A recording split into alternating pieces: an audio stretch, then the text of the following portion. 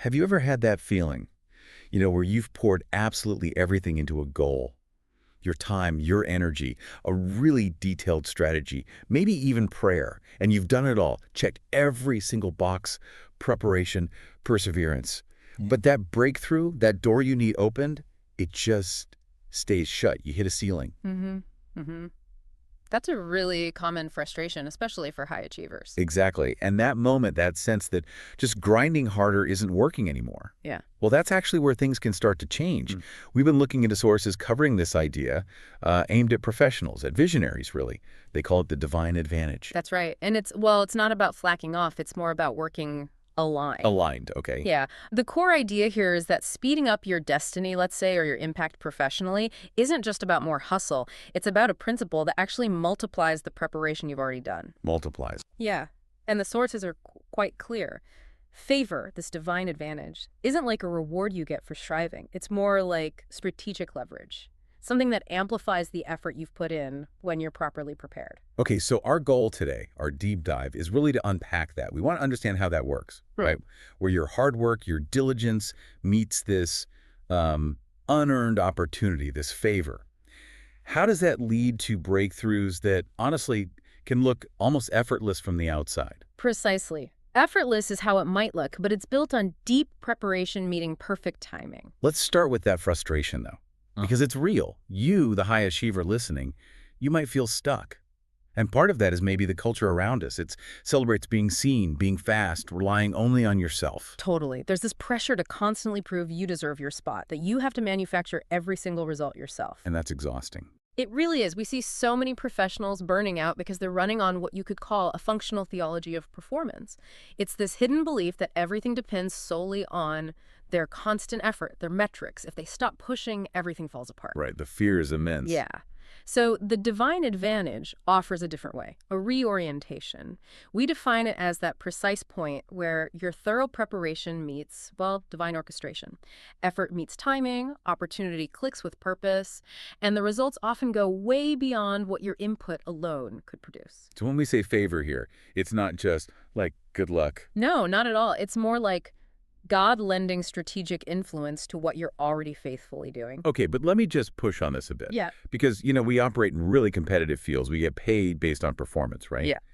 How does this idea of flowing, as you call it, realistically compete with someone who's just outworking everyone?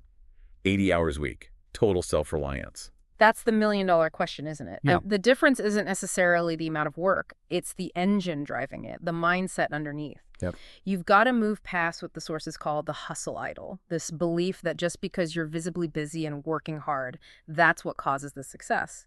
Can you give an example of that, the hustle idol in action? Sure. Think about an executive who lands a massive deal.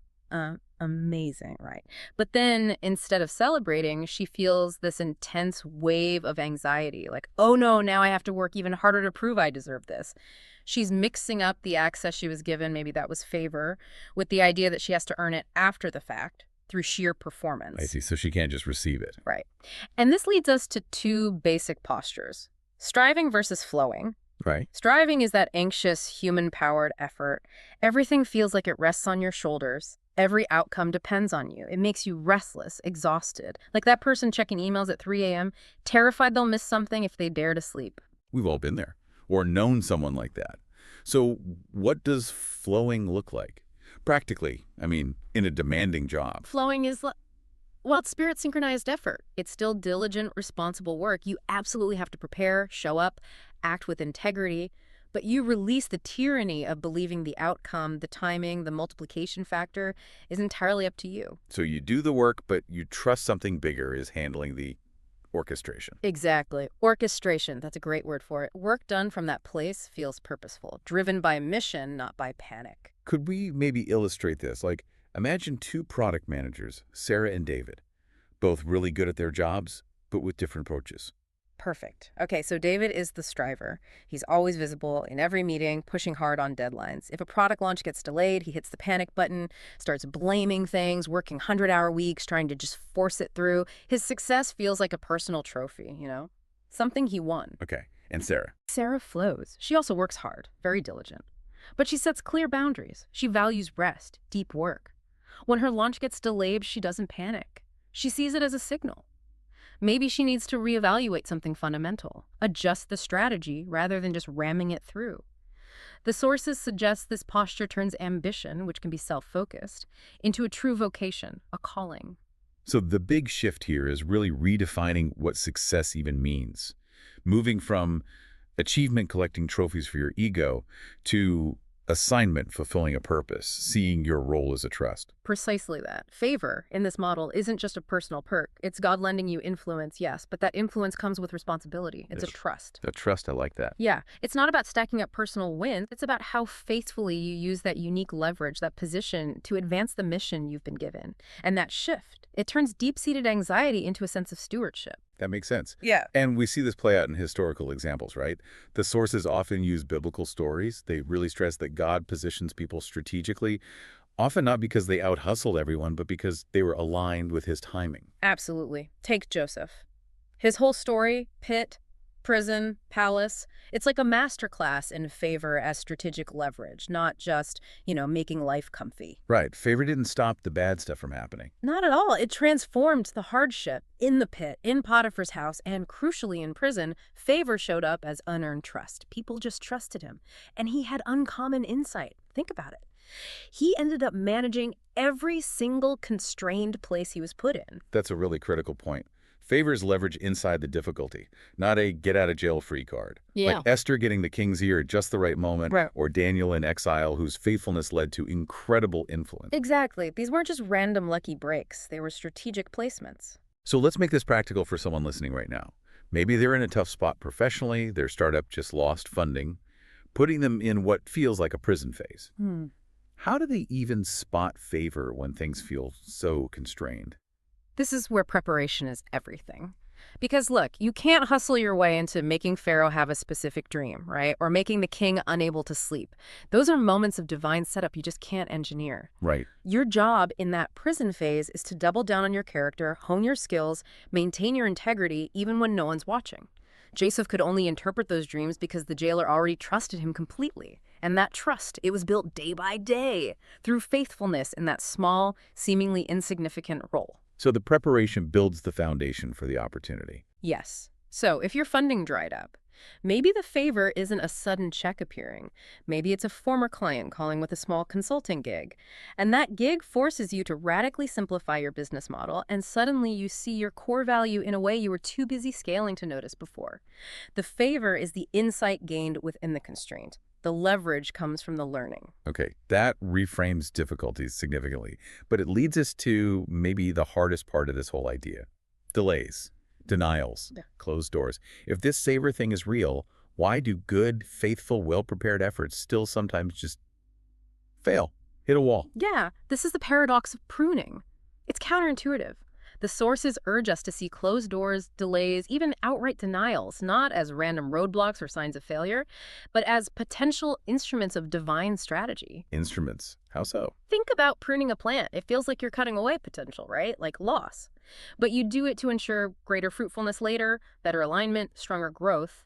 Pruning in our lives, professionally or otherwise, might feel like we're losing something, but maybe it's necessary for the bigger mission. Okay, I can see the analogy, but let's address the elephant in the room.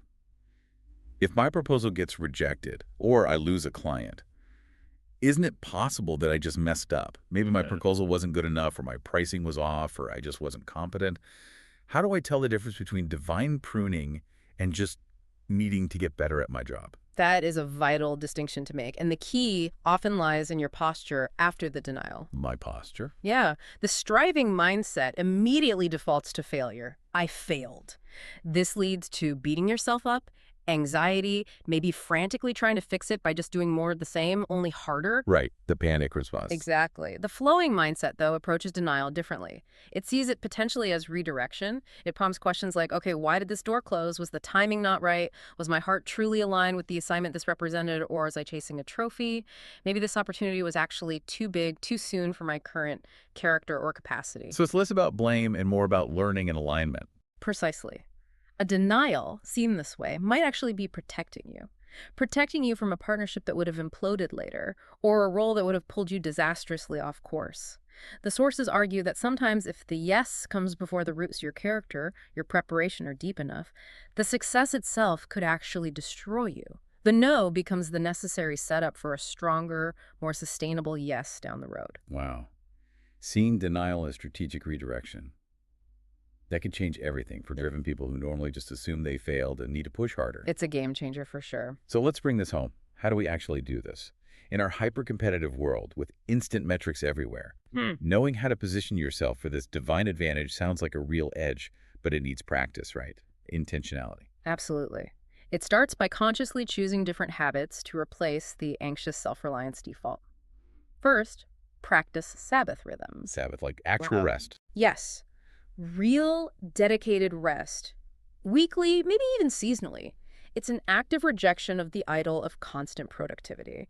It's fundamentally an act of trust, trusting that things won't fall apart if you stop striving for a period. Okay. What else? Second, cultivate discernment.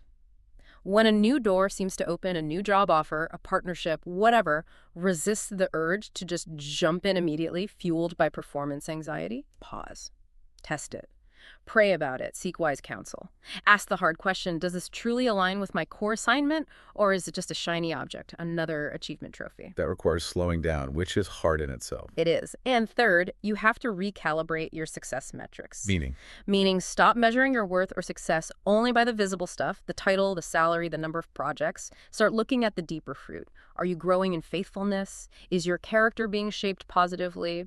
Is your work contributing to the flourishing of others, of your community?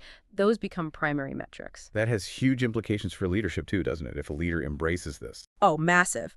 Leaders operating from this framework would start promoting people based on character and calling, not just their ability to handle insane workloads and perpetual hustle. That would change workplace culture. Dramatically. They'd design systems that actually value rest and sustainability. Things like enforced time off, real sabbaticals, maybe truly bounded workdays where logging off is expected, not frowned upon. Leaders become stewards of their team's energy and well-being, not just exploiters of their labor for short-term gain. You mentioned a practical tool earlier, the door audit. Can you explain that a bit more? Because I can see someone using that just to excuse every failure as, oh, that was pruning. How do you do it honestly? Good question. The door audit isn't about rationalizing failure. It's about cultivating awareness by looking backward with intention. Maybe quarterly, sit down and list the significant open doors you encountered, opportunities, breakthroughs, partnerships, but also list the significant closed doors, the denials, the setbacks. Then, for each one, you don't ask, why did God do this to me? That's the wrong frame. You ask, what might have been God's likely purpose in this opening or this closing? And just as importantly, how did I respond? Did I steward that opportunity or that denial with integrity and faithfulness? Ah, okay. So if you lost that client, the audit isn't just, oh, well, pruning. It's, wait, did I actually handle that bidding process with complete integrity? Was I fully prepared? Exactly. If the answer is genuinely yes, then you can start considering timing, misalignment, maybe redirection or protection. The denial might indeed be pruning. But if the honest answer is no, well, then the denial is a lesson. A painful but necessary feedback loop on character or preparation. It trains you to see the divine advantage or its absence by focusing on your faithfulness and stewardship, not just the outcome. That makes it a much more robust tool, less self-deception. Hopefully, yes. This whole deep dive then, it seems the divine advantage is ultimately about finding peace, right? And empowerment. Recognizing you're in a partnership with God in your work. It doesn't eliminate the need for preparation. Discipline, skill, integrity are still crucial, but it transforms that ordinary preparation into something with potentially extraordinary impact. Yeah, and it shifts your whole focus away from chasing personal trophies, that achievement mindset, towards fulfilling a sacred trust, the assignment mindset. It sounds liberating, actually. It really can be. It helps lift that crushing weight of constant performance anxiety. It frees up energy for what really matters long-term. Character, mission, faithful presence. So as we wrap up, here's a final thought for you, our listener, to maybe take into your week. If you start to trust this idea even a little bit that favor is more about grace and divine orchestration than just your hustle, which one specific area of your life or work where you feel that anxious need to force the results, could you deliberately release this week? Just one area. Yeah. What decision could you maybe step back from just slightly? What space could you create trusting that the preparation you've already done might be multiplied if you just allow room for God's timing, for that Right. divine orchestration to work.